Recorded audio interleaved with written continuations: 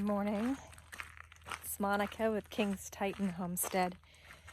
Oh, out in the garden to visit the kitties. Time to eat. This guy right here, our old man, he has been missing for a couple days, so I'm sure he's starving. Kitty, kitty, kitty, kitty, kitty, kitty, kitty. Oh, you guys need your water changed again. We have to keep a bowl of water underneath the bowl of food because ants like to get up and take over their food.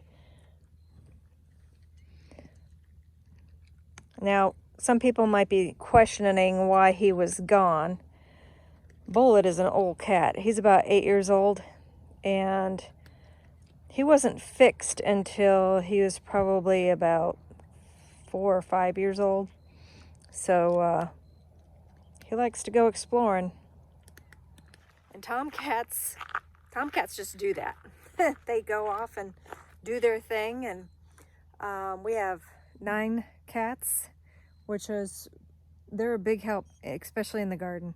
A lot of people here in southern Arizona have lots of problems with different animals eating their things, their garden, ground squirrels, birds, all kinds of things. My cats are really well fed. They don't kill a lot, but it's all right because just their presence, I think, keeps a lot of the, like ground squirrels especially, away.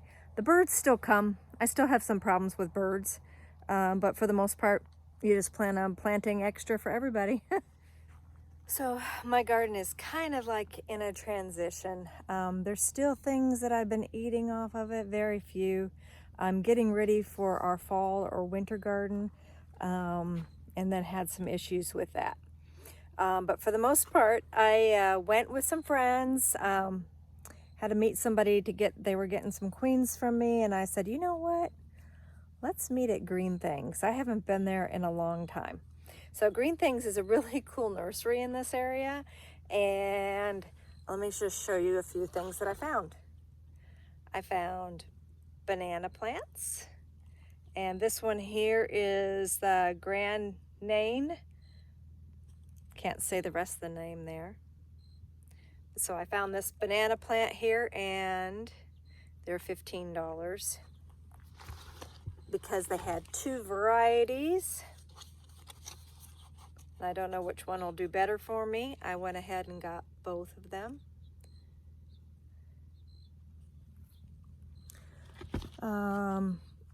So those were for the people on the homestead.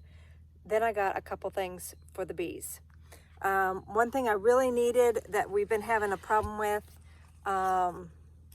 growing is the coral vine, or also known as queen's wreath.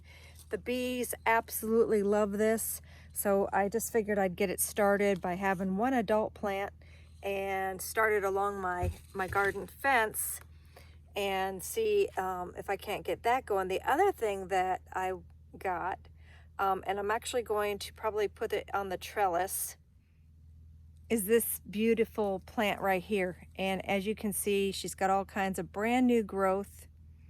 If anybody doesn't know what this is called a ladybanks or tombstone rose.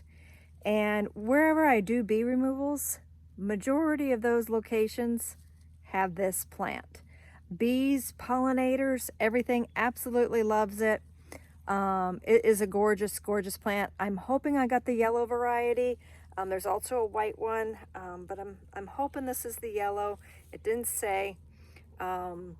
But I have been wanting one of these for a really, really, really, really long time.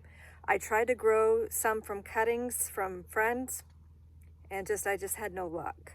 So maybe I can get this one started and try experimenting some more and seeing if I can't actually do more cuttings of this. And then at the nursery, they had a pollinator table, and they had this beautiful blue pincushion, and it was just this area where all these pincushions was just covered with bees at that time of day. I can't remember exactly what time of day it was, but I was like, oh, I really definitely want to get this started in the gardens. Hoping I get some seeds maybe. We will see. But yeah, blue pincushion. We tried to pick one that would continue flowering a little bit more. They had quite a few that looked like they were right at the end of this year's cycle. But as you can see, I've got a bunch of them still about to open. And isn't that just lovely? So delicate, beautiful. Hope to catch a bee on it later. Brass, what are you doing? Brass. Hi, baby Brass. She's a good girl. Stay out of the garden. Don't be eating the plants. That cat is one of those that loves to eat on green grasses and things. And it's like she tastes a lot of my other plants too. But for the most part, the worst thing she does is lay on them. She just loves to lay inside of containers. Okay, and then more things to do this week is I have to continue working on the jackalope den. And so basically what I'm going to be doing, I've got to replace the curtains, do something different with the curtains. I also got in the mail, I had ordered, I'm trying to figure out what it is. It's kind of like a, they're like a decoration tile. They're really lightweight because they're, oh, that's the word, styrofoam. So I'm going to put that up on this roof, and I'm going to work with this and see how this works. So that's my experiment on fixing the roof in this 1980s motor coach. So I actually need to take the instructions in with me because I think I need to get some kind of caulk to stick it up.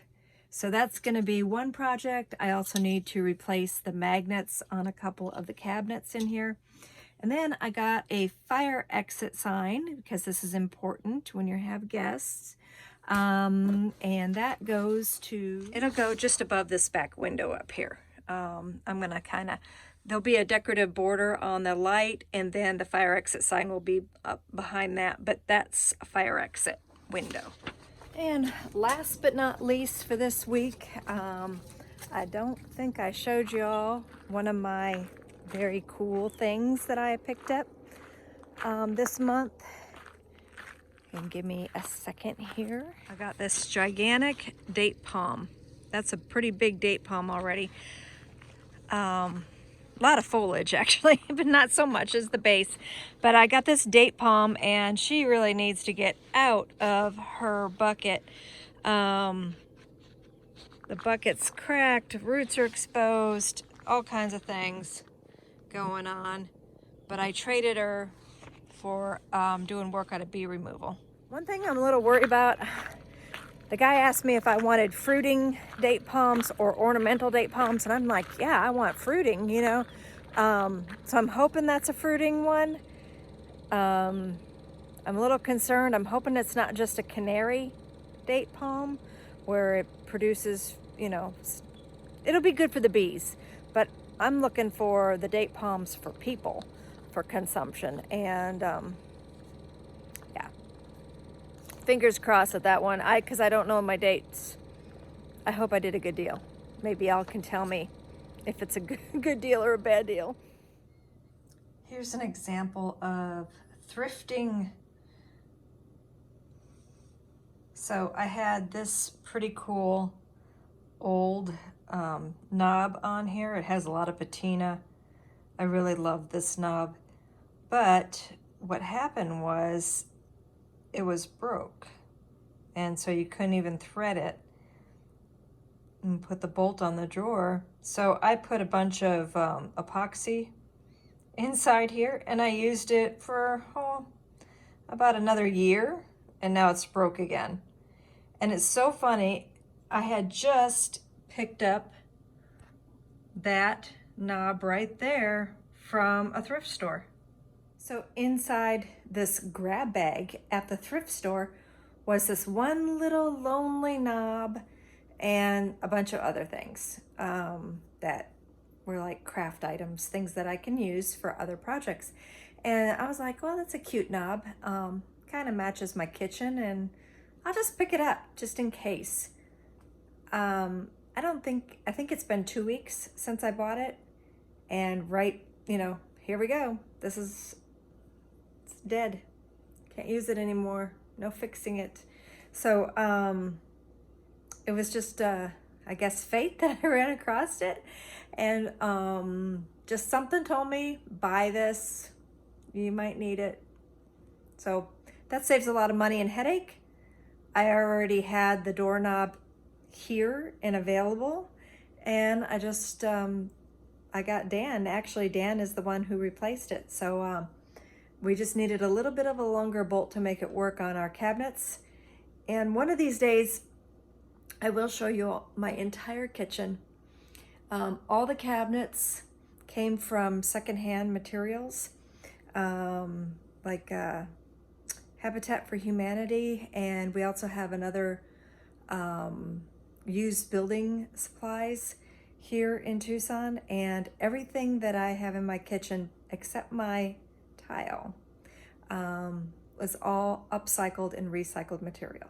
So I will show you that sometime, but right now I'm just kind of going over, when you see something at a thrift store and you might need it, buy it, because it's so much cheaper to get it at the thrift store than it is then when you really, really need it and you got to run out. You waste gas, you waste time, and you waste money going to look for the item after it's broke. Pick it up, put it in storage, but make sure you know where to find it.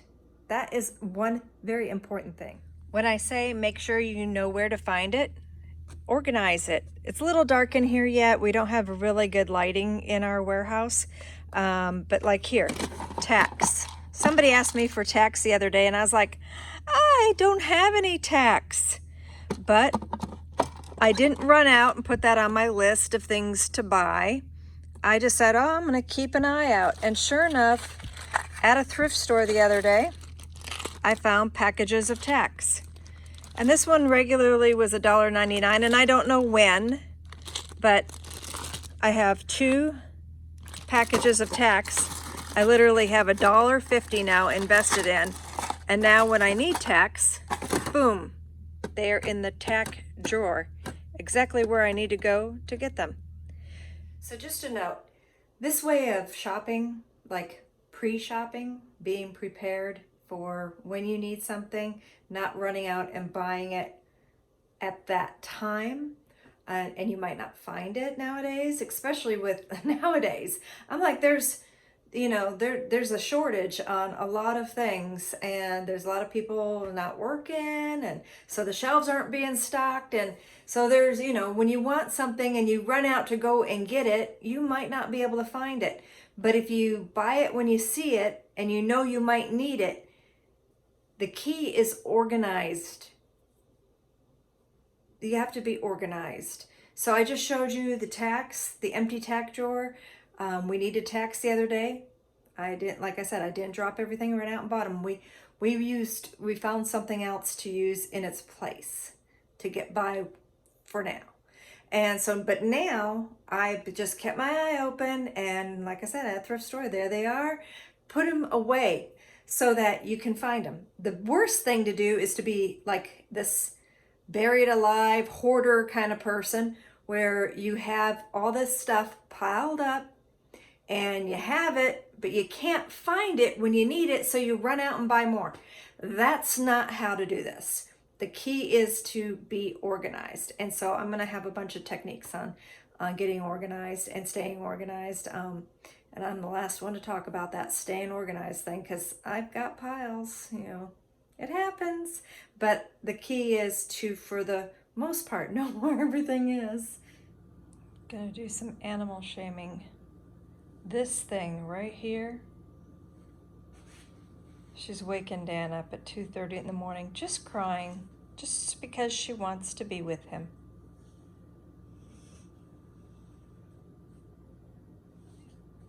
This thing right here, that one, he has to go in and out all night because he's a cat. And if he doesn't get his way, he scratches things up. But now, it's 6 o'clock in the morning and they're both zonked out on the couch. Oh, I love my fur babies, but they can be a very big pain in the patootie.